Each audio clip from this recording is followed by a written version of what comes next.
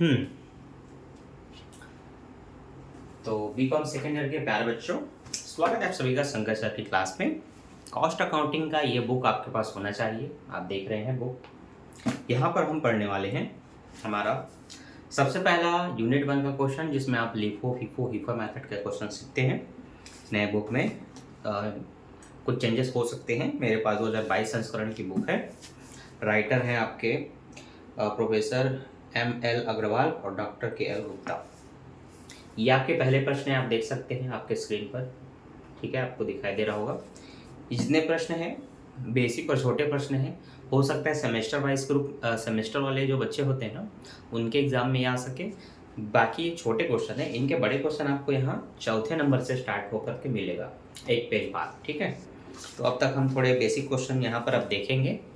इसको आप लघु गणक प्रश्न बोल सकते हैं, मतलब छोटे अंकों के प्रश्न जो कि 4 नंबर 3 नंबर 5 नंबर तक, हाईएस्ट 5 नंबर तक पूछे जा सकते हैं। ठीक है, तो चलिए, जो बच्चे सेमेस्टर वाइज हैं उनको इन क्वेश्चनों को ध्यान से देखना और समझना है। ये कॉलम हमने रेडी कर ली है हमारे पहले प्रश्न के लिए। पहले प्रश्न को आप देख सकते हैं, आपके पास बुक होना चाहिए। ठीक है, आप ध्यान से देख सकते हैं।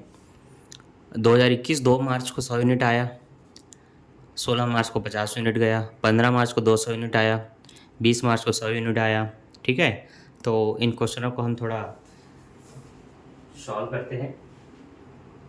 लिखते हैं 2021 2 मार्च 100 यूनिट आया, तो रिसिप्ट में आया तो आप यहाँ लिख देंगे यूनिट कितने हैं, उसको यूनिट वाले कॉलम में। इसका जो रेट है वो 10 रुपये है, तो आप यहाँ पर 10 रुपीज़ को यहाँ लिख सकते हैं। इनका टोटल जो होगा मल्टीप्लाई करने से उस अमाउंट को आप यहाँ लिखेंगे। आई होप आपको ये दिख रहा होगा। हो सकता है थोड़ा छोटा हो, आप इसको जूम करके बड़ा भी कर सकते हैं। ठीक है, कोई दिक्कत। आगे बढ़ते हैं।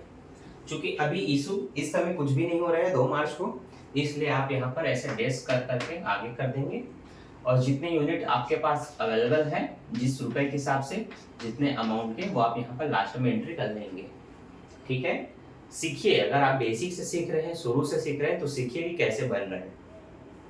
अगला डेट है 15 मार्च, जिस समय 200 यूनिट आया 15 के हिसाब से, तो हम लिखेंगे तारीख में यहाँ पर 15, 200 यूनिट आया 15 के हिसाब से आया।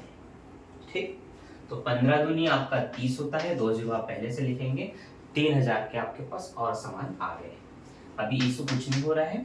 आप पहले बताएंगे कि 100 यूनिट आपके पहले से हैं, 200 यूनिट और आ गया। पहले वाला 10 के हिसाब से, अभी वाला 15 के हिसाब से। तो पहले 1000 का माल, अभी 3000 का, कुल कितने हुए 4000 का।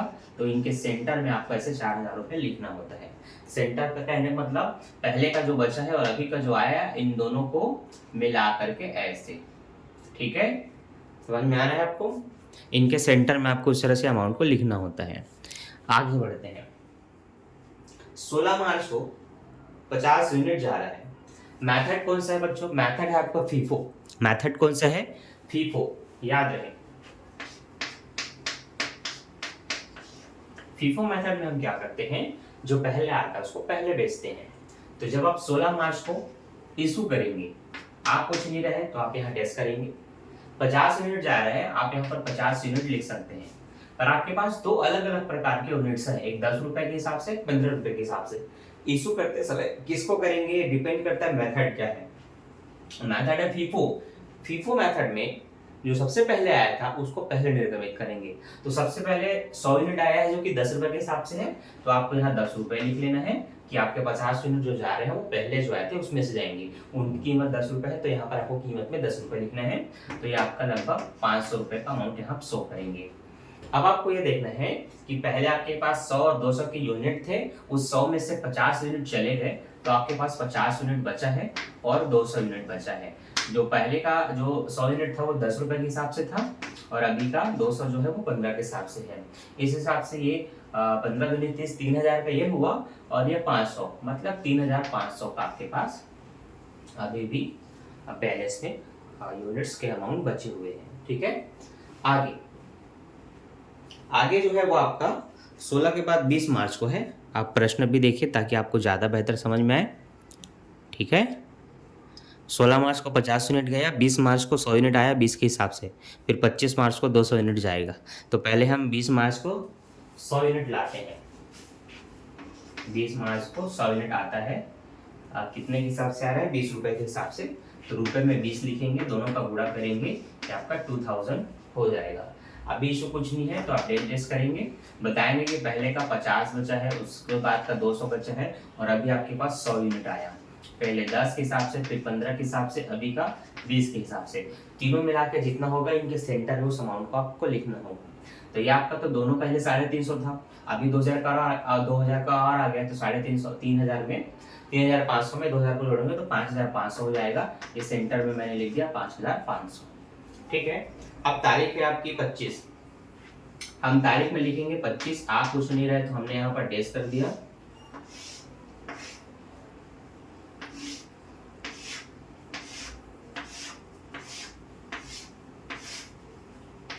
ठीक है। अब जो 200 यूनिट जा रहा है तो किस में से जाएगा? जो पहले आता है उसमें से जाएगा। तो जो पहले आया था वो 50 यूनिट है, तो ये आप 50 लिखेंगे। चूंकि 200 यूनिट जाएगा तो वो जो पहले का था वो चला गया, तो उसके बाद का कौन सा है? वो 200 यूनिट है, तो बाकी के 150 उसमें से जाएंगे। तो पहले वाला 10 के हिसाब से, उसके बाद वाला 15 के हिसाब से, तो ये आपका 500 हो जाएगा। 15 का गुणा करने से 225, इसका मतलब है लगभग 2750 का आपके जितने यूनिट थे उसमें से चले गए। अब आपको ध्यान देना है कि 50 यूनिट चला गया, 200 में से 150 चला गया, मतलब उसी का 50 बचा है और उसके नीचे का 100 बचा है। जो ये 50 बचा है वो 15 के हिसाब से, ये जो बचा है वो 20 के हिसाब से है। 15 पंचे 75 मतलब 750, और 100 और 20 का गुणा करेंगे तो आपका 2000। तो 2000 और 750 कितने होंगे? 2750। इस हिसाब से इतने अमाउंट को लिखते हुए हम अपने आंसर को क्लोज करेंगे, और ये आंसर जो अमाउंट के रूप में लास्ट में है वही आपका अंतिम रहते है जिसका आंसर पूछ रहे हैं आपके प्रश्न में। अब आप प्रश्न को ध्यान से देखेंगे तो आपको समझ में आ जाएगा। 25 मार्च का आपके 150 यूनिट के 2750 रुपये हो रहे हैं। तो वो आपका देखिए यहाँ पर ध्यान से। अब उधर प्रश्न में वो आप देख सकते हैं कि 50 और 100 150 यूनिट हुए, जिनका कुल अमाउंट है 2750। ठीक है। बस यही काम हमें करते हुए आगे बढ़ना है। अब हम उसी को इधर भी बना सकते हैं, जगह है हमारे पास। हमने उतने में इतने छोटा करके इसलिए बनाया ताकि हम आपको 2-3 क्वेश्चनों को एक साथ समझा सकें कि क्वेश्चन बन कैसे रहे हैं। ठीक है। फीफो के बाद अगला है आपका लिफो मेथड, मतलब अगला जो नीचे में क्वेश्चन था वो लिफो का है। तो उसको मैं यहीं से बनाने की कोशिश करता हूँ ताकि इतने में वो कंप्लीट हो जाए। ठीक है। रेडी? चलिए, वेट एंड वॉच। ठीक, एक बार आप क्वेश्चन 2 भी देख लें ताकि आपको समझ में आए कि मैं सारा अमाउंट कहाँ से लिख रहा हूँ। लिफो लिखा है तो लिफो मेथड से क्वेश्चन सॉल्व होगा। 5 तारीख, 10 तारीख, 25 तारीख को आया है और 12 और 28 तारीख को गया है। ठीक, बस इतना ही है। तो हम अपने क्वेश्चनों को अब सॉल्व करते हैं। ये आपका क्वेश्चन 1 था, ये आपका क्वेश्चन 2। ठीक है। चलिए ध्यान दीजिए, वही 2021 है। अब वही आपको पता चल गया रिसीप्ट अमाउंट वगैरह रहना है, तो मैं इसका तारीख लिख करके इन क्वेश्चनों को शुरू करता हूँ। 2021 अप्रैल चल रहा है, 5 तारीख को 100 यूनिट आए 10 के हिसाब से। तो यहाँ यूनिट के कॉलम में आपको लिख लेना है 100, 10 रुपए के हिसाब से, 1000 का आपके पास, सॉरी यार 5 रुपए के हिसाब से, हाँ 5 रुपए, 500 का है। ठीक, मैं 10 ऊपर का देख लिया था। ठीक है। 100 यूनिट आया, 5 के हिसाब से कितने हुए? 500 रुपए हुए। यहाँ डेस करते हुए यहाँ लिख देंगे कि 100 यूनिट आ रहे हैं 5 के हिसाब से, जिनकी वैल्यू कितनी है? 500 है। फिर 10 तारीख को 200 यूनिट आया 15 के हिसाब से। 10 तारीख के 200 यूनिट आया 15 के हिसाब से, 15 दूनी 30, ये आपका 3000 के हो गए। ठीक है।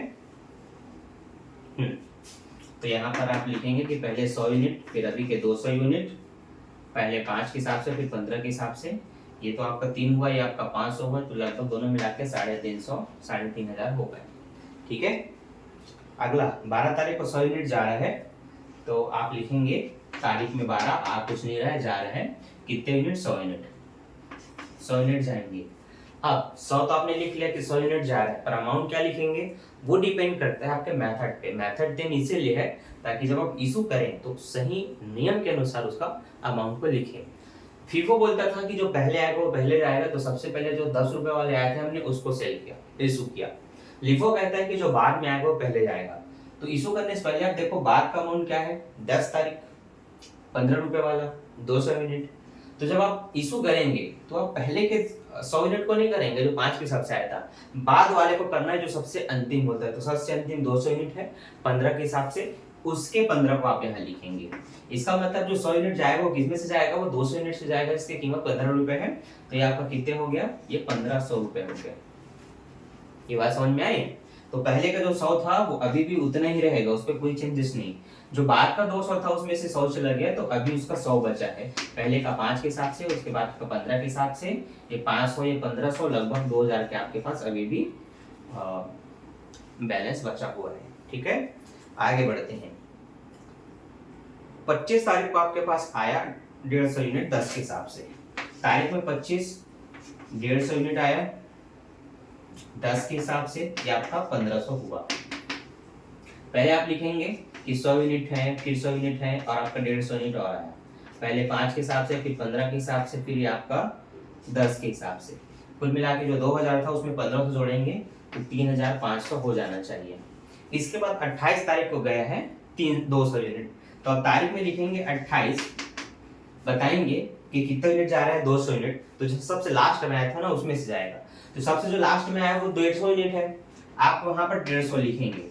पर चूंकि आपको तो 200 यूनिट निर्गमित करना है, तो बाकी का जो 50 है वो आप लिखो, लेकिन किस में से जाएगा, उसका जस्ट पहले वाला, बहुत पहले वाला नहीं, उससे जस्ट पहले वाला। तो उससे जस्ट पहले वाला 200 यूनिट आया था ना, उसका 100 यूनिट बचा हुआ है, तो जो 50 जाएगा वो उसमें से जाएगा। तो आपको याद रखना है सबसे अंतिम को तो निर्गमित करना है, पर बाकी और आपको चाहिए तो उससे पहले वाले को करना होता है। तो आप ध्यान देंगे जो 10 रुपए के हिसाब से आया था वो 150 यूनिट जा रहा है, मतलब आपको 1500 तो जा रहा है। साथ ही साथ जो 50 यूनिट और एक्स्ट्रा हम भेज रहे हैं वो जो कितने के हिसाब से थे, 15 के हिसाब से थे, 215 के हिसाब से थे ना, उस 100 में से आपके अब 50 चले गए 15 के हिसाब से, तो 15 पंचे 75, 750 का और चला गया। इस हिसाब से आपका जो बचा था बैलेंस 3500 का, उसमें से समझ लीजिए 2250 का चला गया। ठीक है, मतलब आपको ध्यान देना है, आपका 150 खत्म हो गया, इसमें से 50 यूनिट भी खत्म हो गए, 50 बचे हैं और ये आपका बचा है, मतलब आपका 100 यूनिट बचा है और 50 यूनिट बचा है, ये 5 के हिसाब से 15 के हिसाब से। तो ये आपका 15 पंचे 75 हो जाएगा, और ये आपका 500, 75 और 500 को जोड़ेंगे 1250 समथिंग, तो ये 1250 आपका बचेगा। चलिए हम आपको आंसर दिखाते हैं ताकि उससे आपको ज़्यादा अच्छे समझ में आए। तो आप देख सकते हैं क्वेश्चन 2 का आंसर है 1250। आप वहाँ पर भी देख सकते हैं, आपको आंसर मिल जाएगा 1250। ठीक है, क्लियर है, बन गया। अगला क्वेश्चन है आपके हिप्पो। ये बेसिक क्वेश्चन समझने के बाद हम बड़े क्वेश्चन बनाने के लिए आगे बढ़ेंगे। तो यहाँ तक क्लियर है, मैं चाहूंगा इसको आप नोट कर सकते हैं, नहीं तो कोई बात नहीं, अभी तो हम अपना अगला क्वेश्चन भी बना रहे हैं। चूंकि जगह है मैं कोशिश करता हूँ यहीं पर मैं बना दूँ हमारा अगला क्वेश्चन, हिप्पो। चलिए कॉलम तो हमने लगभग तैयार कर लिया है, हम आपको क्वेश्चन 3 दिखाते हैं। 1 मई को आया, 5 मई को आया, 20 मई को आया, 6 मई को चला गया, 25 मई को चला गया। ठीक है, चलिए आपने अमाउंट वगैरह सब देख लिया, नाम देख लीजिए, हिप्पो बोला है। ठीक है, हिप्पो नहीं कहना है, हिप्पो कहना है। ठीक है, चलिए तो हिप्पो मतलब जो हाई रेंज का है उसको पहले भेजते हैं। हाई रेंज मतलब समझ गए ना, जिसकी कीमत सबसे ज़्यादा होती है उनको पहले सेल करना है। अकॉर्डिंग अगर इन क्वेश्चन के हम बनाते तो सबसे हाई कीमत 15 रुपये वाला है, तो हम सबसे पहले 15 रुपये को बेचते। इसमें सबसे हाई कीमत 20 रुपये वाला है, तो हम पहले 20 रुपये वाले को बेचते। अब इसमें देखते हैं कि क्या क्या आ रहा है, फिर उसकी कितनी कीमत है उसके हिसाब से सेल आउट करेंगे। देखिए 1 मई को जो आया, यहाँ मैं 1 मई लिख रहा हूँ, याद रहेगा। 100 यूनिट आया, यहाँ पे यूनिट में आप 100 लिख रहे हैं, कितने के हिसाब से आया, 10 के हिसाब से आया, जो कि कितना हो गया आपका 1000 हो गया। ठीक है, 100 यूनिट 10 के हिसाब से 1000। इसके बाद 5 तारीख को आया, यहाँ तारीख में मैं 5 लिख रहा हूँ। 200 यूनिट आया 20 के हिसाब से, 200 यूनिट आया 20 के हिसाब से, 20 सुनम शून्य, 20 सुनम शून्य, 20 दूनी 40, मतलब 4000 का आ गया। आप बताएंगे कि पहले के 100 और अभी के 200, पहले का 10 के हिसाब से, अभी के 20 के हिसाब से, तो 4000 और 1 कितना हो जाएगा, 5000 हो जाएगा। ठीक है, यहाँ पर आपने अलग लिखा है, वहां जोड़कर सीधा 5000 लिख दिया। इसके बाद 6 मई को 100 यूनिट जा रहे हैं, तो आप 6 मई लिखेंगे 100 यूनिट जा रहे हैं। अमाउंट कौन सा होगा ये डिपेंड करता है, मेथड क्या है, मेथड है हीपो। तो इसमें आप सबसे पहले जो यूनिट आया है उसका अमाउंट देखेंगे, रेट देखेंगे कि सबसे हाई रेट किसका है। सबसे हाई रेट किसका है, 200 यूनिट का जो 5 मई को आया है, जिसकी कीमत 20 रुपए है। तो आप यहाँ पर 20 रुपए लिखेंगे, क्योंकि उसमें से 100 यूनिट हम निर्गमित करेंगे, जो कि कितना हो जाएगा, 2000। आपके जो 100 यूनिट थे 10 के हिसाब से वो बचे ही हैं, 200 में से 100 चला गया तो उसका 100 यूनिट बचा है 20 के हिसाब से। या आपका 1000 हुआ या आपका 2000 हुआ, कुल 3000 के आपके पास अभी भी स्टॉक है। 20 मई को आया 100 यूनिट, तो आप यहाँ पर तारीख में 20 लिखेंगे। 100 यूनिट आया 25 के हिसाब से आया, या आपके 2500 हो गए, रहा कुछ नहीं। पहले के 100 यूनिट बचे हैं, 100 यूनिट और बचे हैं, और अभी 100 यूनिट और आ गया। एक है 10 के हिसाब से, एक है 20 के हिसाब से, और एक है 25 के हिसाब से।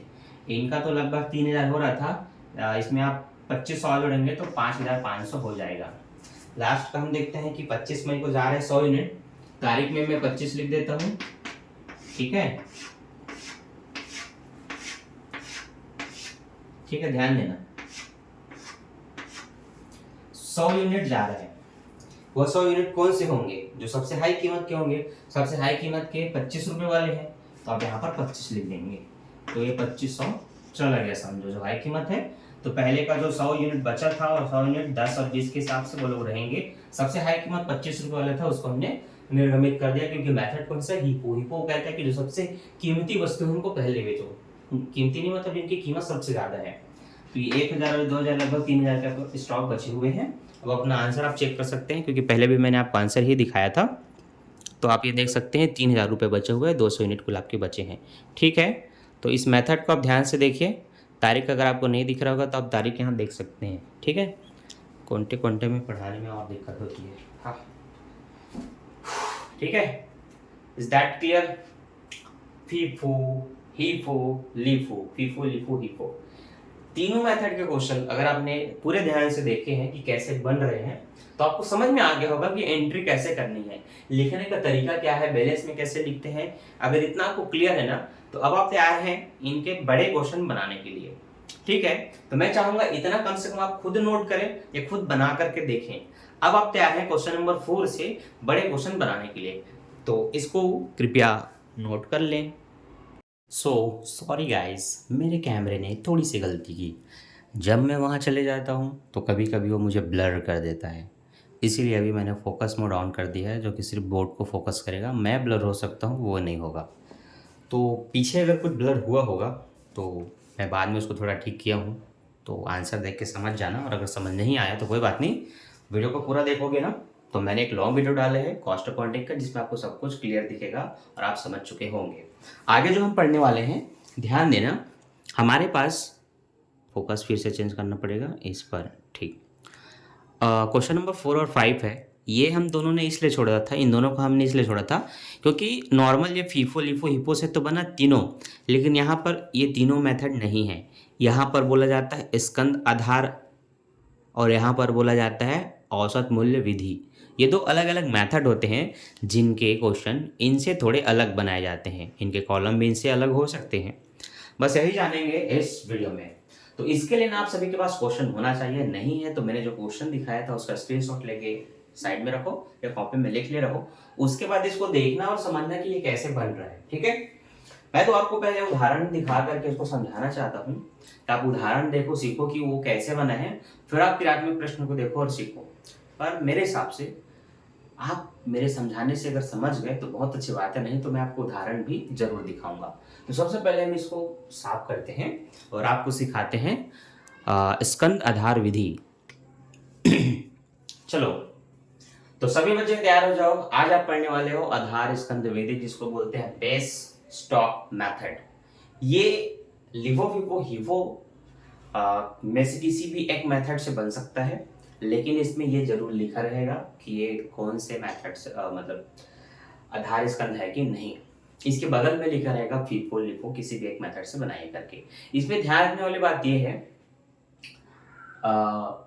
इनके क्वेश्चनों में किसी भी एक यूनिट को आधार स्तंभ बोला जाता है तो उसका स्पष्ट नाम नहीं बताएगा कि कौन सा डेट का है, बस इतने यूनिट को आधार स्तंभ रखना है, तो उतने स्टॉक को आपको बिल्कुल छूना नहीं है। जैसे कि मैंने बोला कि 100 यूनिट को आधार स्तंभ मानना है, और मान लो रिसिप्ट में आया 300, फिर कभी गया 200, कभी बचा 400 का आया, कभी उसमें से 200 गया, इस तरह से जो भी होगा। जब मैंने बोला किसी 100 को आधार स्कंद मानना है, तो मान लेते हैं जो पहले मैंने बोला कि 300 के बाद आया लेकिन 200 निर्गमन के, तो 100 यूनिट बचा, उसी 100 को आप आधार स्कंद मान सकते हैं। आगे फिर और भी यूनिट्स आएंगी और फिर इशू भी होगी, तो इशू में उनको नहीं करना है जिसको आपने आधार स्कंद मान लिया है। इस कॉन्सेप्ट को अगर ध्यान रखेंगे तो अब आप क्वेश्चन को समझ सकते हैं। तो सबसे पहले मैं बताता हूं, 1 जनवरी को 250 यूनिट आया 50 के हिसाब से, तो हम लिखेंगे कोई सा भी ईयर आप डाल सकते हैं इसमें जो आपको ठीक लगे, 1 जनवरी। ठीक है, देखो 250 यूनिट आया है 50 के हिसाब से, आप 250 और 50 का गुणा करेंगे 12,500 होगा। इसका सिंपल सा मेथड क्या है, मल्टीप्लाई का, ताकि आप देख के बता सके वो बताता हूँ। जब भी किसी भी नंबर का 50 गुना पूछे, इसका मतलब क्या करना है, उसका 100 गुना करके हाफ कर लेना है। जैसे मुझे कोई 100 का 50 गुना पूछे, तो 100 का 100 गुना क्या होगा, 100 में 2 जीरो और लगा दो। जब भी मैं 100 गुना बोलूंगा किसी भी नंबर का, तो उसमें 2 जीरो लगा देना। 100 में 2 जीरो लगते ही वो 10,000 हो जाता है। 10,000 का फिर आधा कर दो, 10,000 का आधा 5,000, तो आप कहेंगे 100 का 50 गुना 5,000 होगा। अब ये तो बहुत ईजी था। एक और देख लो, 800 का 50 गुना पूछा, तो 800 का 100 गुना करना है, मतलब 2 जीरो और लगाइए, तो 800 में 1 जीरो लगते ही 8,000, फिर 1 जीरो लगते ही 80,000। 80,000 का आधा कितना हो जाएगा, 40,000। इसी तरह से 250 है ये 250, इसका 100 गुना कितना होगा, 2 जीरो लगते ही ये 25,000 हो जाएगा। 25,000 का आधा 12,500, आप यहाँ लिखेंगे 12,500। ऐसे कुछ भी आप फंडे लगा सकते हैं जिसमें ज्यादा कुछ किए बिना, रफ कार्य किए बिना आपका फट से आंसर आना चाहिए। अभी आपका इशू कुछ नहीं हो रहा है, तो आप यहाँ डेस करेंगे, बैलेंस में बता देंगे कि आपके पास 250 यूनिट है 50 के हिसाब से, जिसका वैल्यू कितनी है, 12,500 है। आपको लास्ट तक देख रहा है कि नहीं, मुझे बस यही चेक करना है, दिखाई तो दे रहा है। ठीक है, चलिए आगे बढ़ते हैं। इसके बाद 4 तारीख को 200 यूनिट चले गए, 4 तारीख को 200 यूनिट चले गए, मतलब निर्गमित हो गए। तो 4 तारीख को आया कुछ नहीं, लेकिन चला गया 200 यूनिट। अब मेथड कौन सा है, इस प्रश्न में लिखा है। प्रश्न में आपके स्पष्ट रूप से बताया है कि आधार स्कंद विधि फीफो के अनुसार संग्रह कर बही खाता तैयार कीजिए। आपको क्या करना है, इसमें जो आपके पास है 250 यूनिट 50 के हिसाब से, उसी को आप इशू करेंगे। ये आपका कितना हो जाएगा, फिर से वही 200 में 2 जीरो लगाओ, 20,000 हो जाएगा। 20,000 का था 10,000, तो आप यहाँ पर लिखेंगे 10,000। अब आप बताएंगे कि 250 में से 200 यूनिट चले गए, मतलब कितने यूनिट बचे, 50 यूनिट बचे 50 के हिसाब से, और आपका इनकी वैल्यू कितनी होगी ये बताना है। तो सिंपल है, 12,500 में से 10,000 घटा दो, ये आपका 2,500, या फिर मल्टीप्लाई कर लो 50 इंटू 50, ये 2,500 ही होते हैं। अब ध्यान रखना, प्रश्न में क्या बोला है, प्रश्न में बोला है कि जिसमें से आधार इकाइयां 50 मानी जाएगी। आधार इकाइयां कितने को मानना है, 50 को मानना है, आपको याद रखना है। अब आपको मैंने जैसे ही कहा था कि 300 यूनिट आपके पास आया, और उसमें मैंने बोला था 100 को आधार मानना है, तो 300 के बाद 200 निर्गमित हो गए, तो 100 बचा था, आप उसको मान सकते हैं। सेम चीज आपको ध्यान रखना है, 250 यूनिट आया, 200 चला गया, 50 बचा, यही आपके आधार यूनिट है, जिसको आपको एंड तक संभाल के रखना है। आगे देखो, आगे प्रश्न में क्या बोलता है, प्रश्न में बोला गया है कि 10 तारीख को 300 यूनिट आया 60 के हिसाब से। 10 तारीख को 300 यूनिट आया 60 के हिसाब से, 60 शून्य शून्य करेंगे, फिर 60 शून्य शून्य, 60 या 180 होता है, मतलब आप कहेंगे 18,000 का आपके पास यूनिट्स आ गए। तो अब ध्यान देना है, आपके पास 50 पहले से है, और आपके पास 300 अभी और आया, ये जो है वो 50 के हिसाब से, अभी जो है वो 60 के हिसाब से। इसका तो मूल्य 18,000 है, उसका मूल्य 2,500 है, दोनों को जोड़ेंगे तो 20,500 समथिंग हो जाएगा। ठीक है, इसके बाद अगला तारीख देखते हैं। अगला तारीख है आपका 18 को 250 यूनिट चले गए, तो तारीख में हम लिखेंगे 18, आया कुछ नहीं पर चला गया 250 यूनिट। तो आप फीफो में ये नहीं सोचना कि जो पहला है वो पहले जाएगा, आपको इसमें एक आधार भी मानना है जो कि 50 इकाइयों को मानना है, तो केवल 50 इकाई ही होनी चाहिए अलग से, उसको मानना है। तो वो अलग से आपके पास शुरू से है, आप उसी को साइड रखेंगे।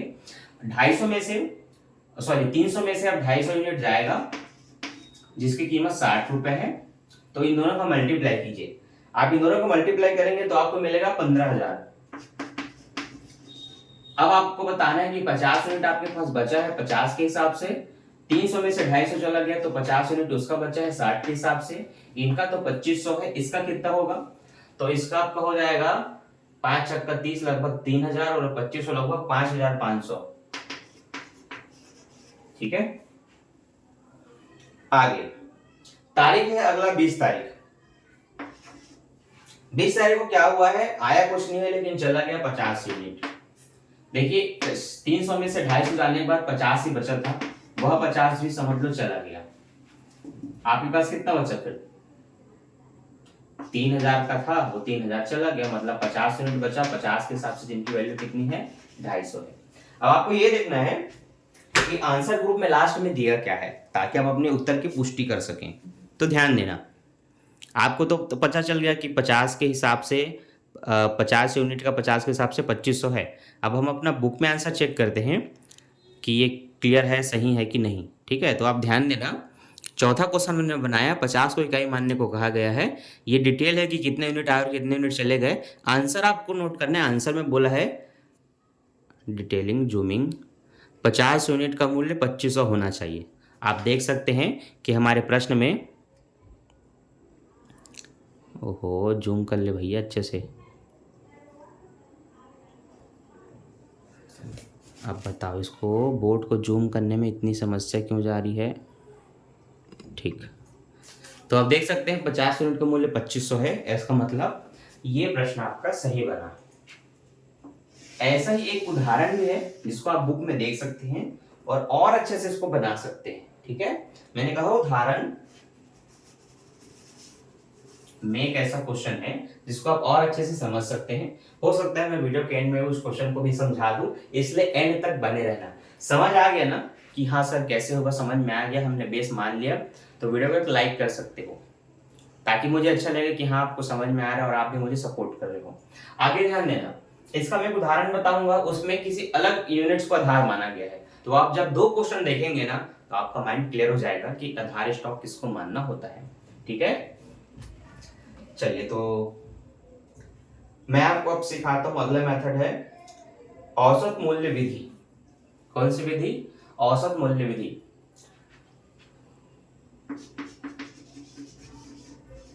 एवरेज मूल्य, मूल्य को अपन प्राइस बोलते हैं।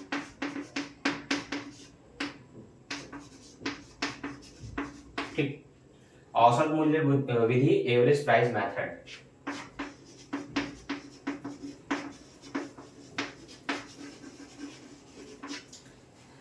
इसमें ध्यान ये देना है,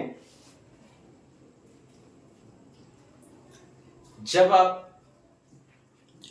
शुरू से फीफो लिफो हिपो पढ़े हैं तो आपने देखा है कि लास्ट में आपका यूनिट, रेट, अमाउंट तीनों रहता है।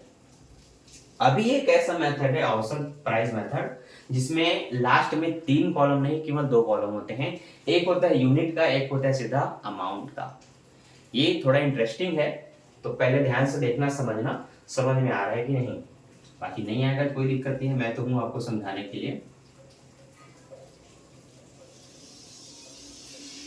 पर पहले मैं चाहूंगा आप सभी बच्चे इसको ध्यान से देखें और सीखें।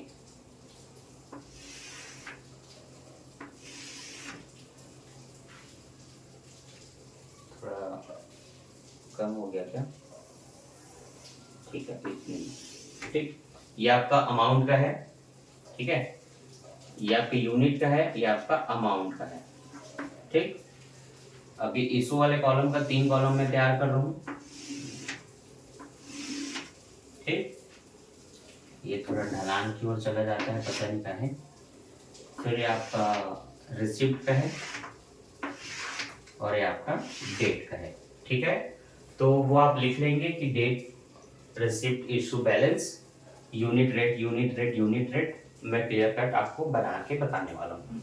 तो क्वेश्चन में औसत मूल्य विधि से अंतिम प्रत्यय ज्ञात कीजिए, ऐसा बोला गया है। और सबसे पहले इसमें बताया है 1 फरवरी 2021 को 100 यूनिट आया 10 के हिसाब से। तो आप 2021 1 फरवरी को देख रहे हैं कि 100 यूनिट आया 10 के हिसाब से, इनकी वैल्यू कितनी होगी, 1000 होगी। सिंपल सा है, कोई दिक्कत नहीं है, समझ में आ रहा है। आगे अभी गया कुछ भी नहीं, आपको सीधा वहां लिखना है कि 100 यूनिट है जिनकी वैल्यू कितनी है, 1000। इसमें अलग से रेट नहीं लिखना होता, ये ध्यान रखना, पहली बात। दूसरी बात, 5 तारीख को आपका 100 यूनिट आया 20 के हिसाब से।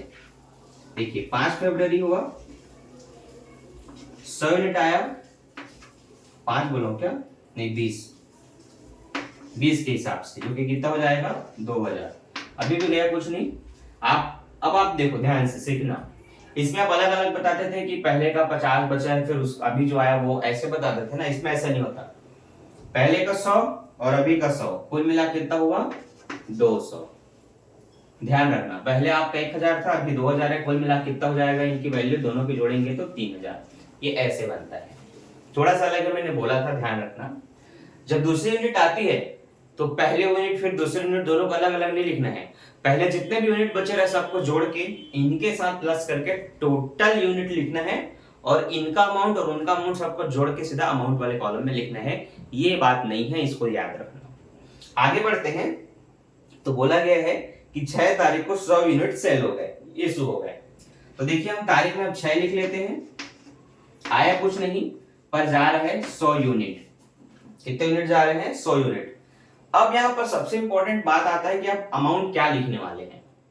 यहाँ पर नहीं बताया जाता कि फीफो है कि लीफो है कि हीफो है, ऐसा कुछ भी नहीं बोला है। मैंने जो आपको पूरा पहले क्वेश्चन दिखाया था, आप उसका स्क्रीनशॉट देख सकते हैं, ऐसा कुछ नहीं लिखा है। तो फिर इसमें क्या लिखा जाएगा समझना।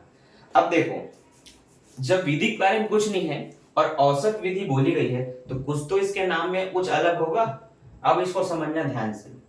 अगर आप कुछ यूनिट निर्गमित करते हैं, उससे पहले आपके पास 2, 3, 4 अलग अलग यूनिट है, अलग अलग अमाउंट वाले।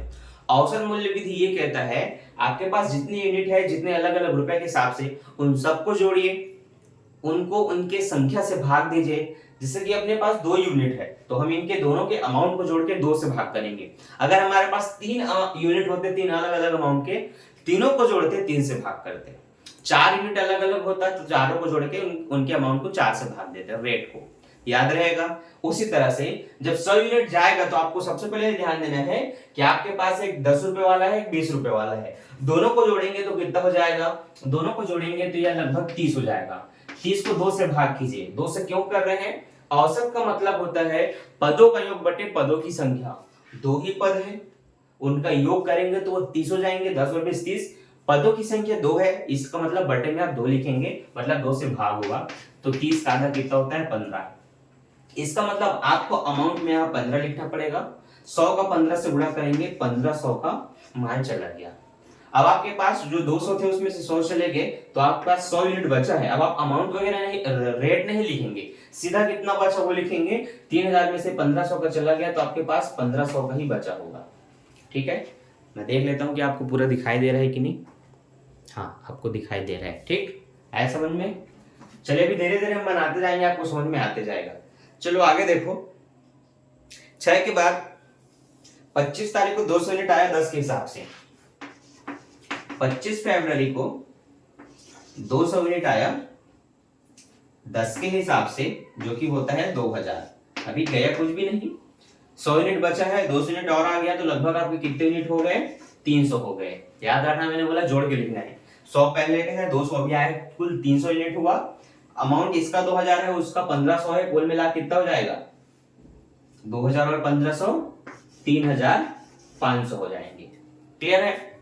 आगे तारीख है 26, 200 यूनिट चले गए, तो 26 तारीख को 200 यूनिट जा रहे हैं, 200 यूनिट जा रहा है। अब ध्यान देना, आपके पास अभी एक 10 रुपए वाला आया और उससे पहले आपके पास 20 रुपए वाले हैं।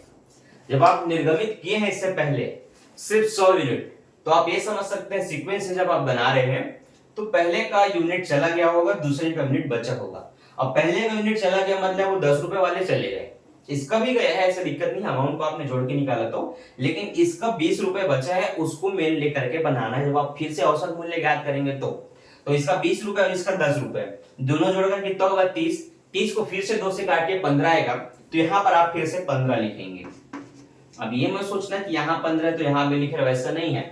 अगर यहाँ 20 रुपया लिखा होता तो ये 20 और ये 20 को हम जोड़ के 40 करते, 40 को 2 से भाग देते 20 आता, तो मैं यहाँ पर 20 लिखता। Is that clear? ये सब क्लियर होगा बनाने से। अभी यही समझो कि मैंने क्या बोला।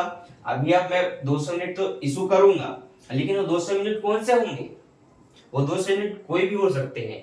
अमाउंट क्या लिखा जाएगा वो समझना। अमाउंट क्या लिखा जाएगा? पहले की यूनिट में जो अमाउंट था, अभी की यूनिट में जो अमाउंट है, दोनों को प्लस करके उनको डिवाइड करना है। अगर आप 2 यूनिट के अमाउंट को जोड़ते हैं तो 2 से डिवाइड, 3 को जोड़ेंगे तो 3 से डिवाइड। इस तरह से आपका 15 दूनी 30, लगभग 3000 का चला गया। तो आपके पास क्या ही बचा? सोचिए, 300 में से 200 चले गए, मतलब आपके पास 100 यूनिट बचे हैं। 3500 में से 3000 चला गया, मतलब आपके पास 500 का बचा है। ठीक, इसके बाद डेट खत्म है। अब मैं आपको आंसर दिखाता हूं कि 100 यूनिट का मूल्य 500 है कि नहीं। अगर आंसर में ये दिया होगा तो हम समझ जाएंगे कि हमारा आंसर सही है, नहीं तो पर पता चल जाएगा कि कोई झोलझाल है। ठीक है, चलो देखो, फोकस कर भाई, फोकस कर लिया। देखो, 5वां क्वेश्चन है औसत मूल्य विधि से अंतिम हत्या ज्ञात कीजिए। आंसर मिल गया है 100 यूनिट्स 500 रुपये। और आप वहाँ पर भी नीचे देख सकते हैं कि मैंने जो बनाया है, जूम कर ले भाई, कर लिया।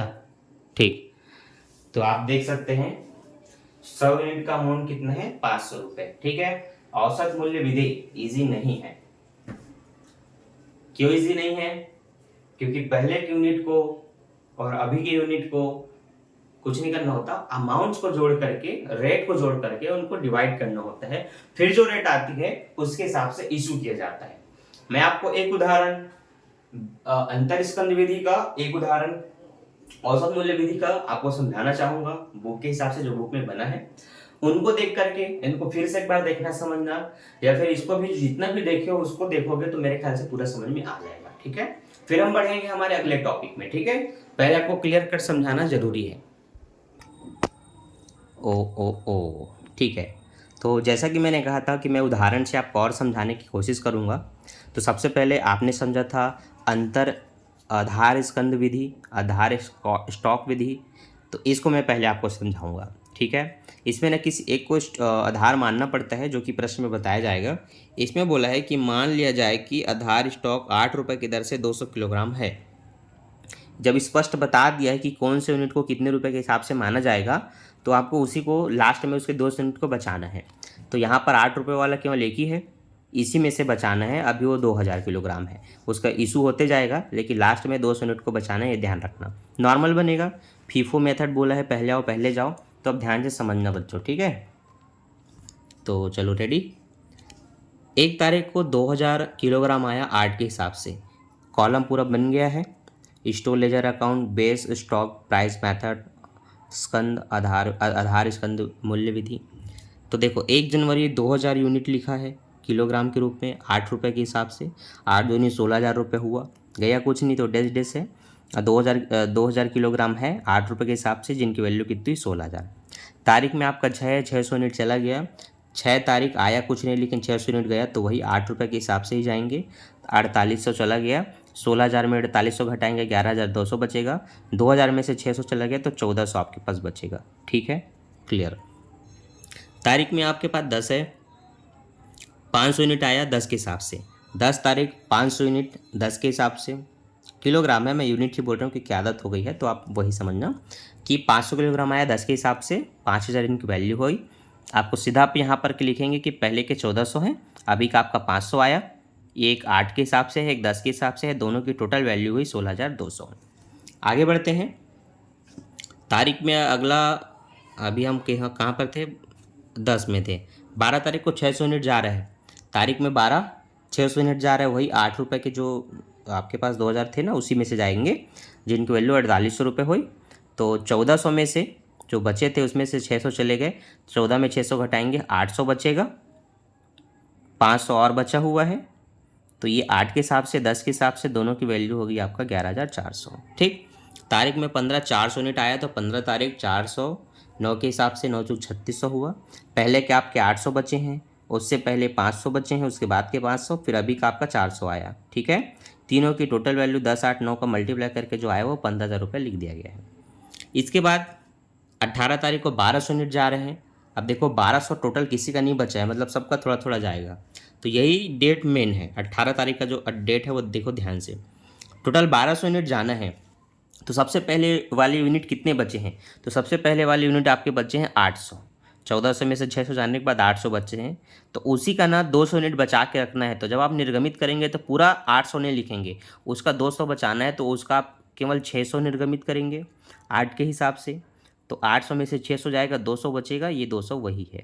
तो अभी ध्यान देना, 1200 यूनिट निर्गमित कर रहे हैं तो पहले वाला पूरा करते हैं, लेकिन इसमें ना जितना बोला उतना बचाना है। 200 किलोग्राम 8 के हिसाब से बचाना है ना, तो 800 में से केवल 600 जाएगा। अब आपको 1200 में से और कितना चाहिए? 1200 में से 600 घटाएंगे, 600 और चाहिए, तो उसके बाद का यूनिट कितना है? 500 है, वो पूरा चला गया। 100 यूनिट और चाहिए, तो अब 400 बचा, उसमें से जाएगा। तो 800 वाला 8 रुपये के हिसाब से, ये आपका 10 के हिसाब से, इसमें से 9 के हिसाब से, टोटल वैल्यू इनकी हुई 10,700।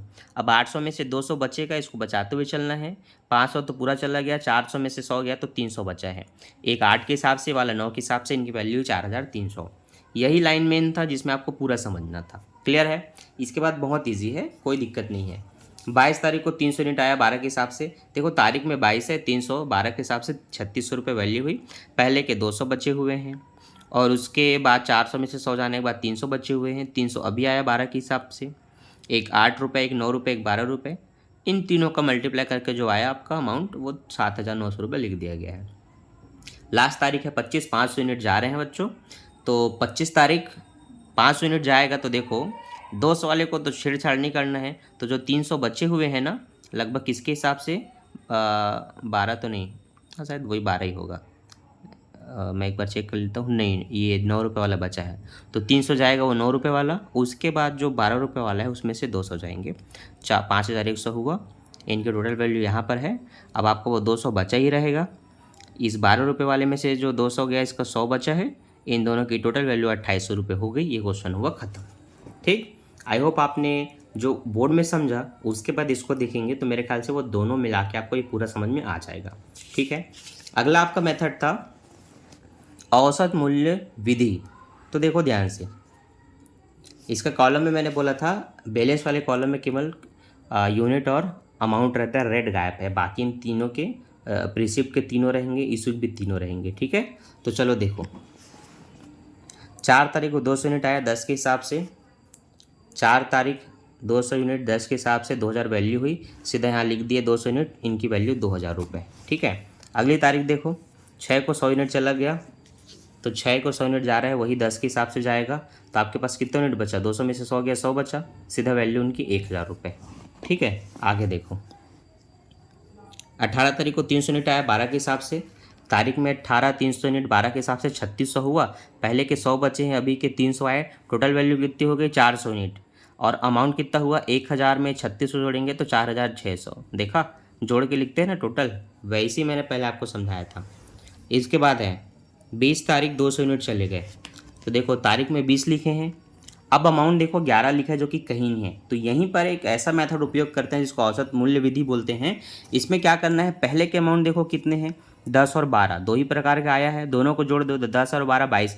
22 को 2 से काटो 11 आएगा, तो 11 रुपये लिखना है और उसके हिसाब से निर्गमित करना है। इसकी कार्यविधि ना यहाँ पर दी गई है, पहले का 10 रुपये, उसके बाद का 12 रुपये, दोनों को जोड़ देंगे 22, 22 का आधा 11। तो जो निर्गमित होगा वो पहले के अमाउंटों को जोड़ के उनसे उनका अंकों से डिवाइड करके होगा। मतलब 2 अमाउंट थे तो 2 से डिवाइड, 3 अमाउंट होता तो 3 से डिवाइड। तो इनको दोनों को 2 से डिवाइड करके जो 11 रुपये आया उसके हिसाब से निर्गमित होगा। तो 2200 का निर्गमित होगा। आपके पास लगभग 4000 के कुछ माल थे, नहीं 4600 के माल थे, उसमें से 2200 जाएंगे तो लगभग 2400 का कुछ बचेगा। ठीक है, 400 यूनिट में से 200 गया, आपके पास 200 यूनिट बचेगा जिनकी वैल्यू 2400 है। आगे बढ़ते हैं तारीख। 22 तारीख को 100 यूनिट आया 16 के हिसाब से, 22 तारीख 100 यूनिट आया, 16 के हिसाब से 1600 हुआ, 200 यूनिट बचा है, 100 यूनिट और आया तो वैल्यू कितनी होगी टोटल उनकी 300 यूनिट हो गई।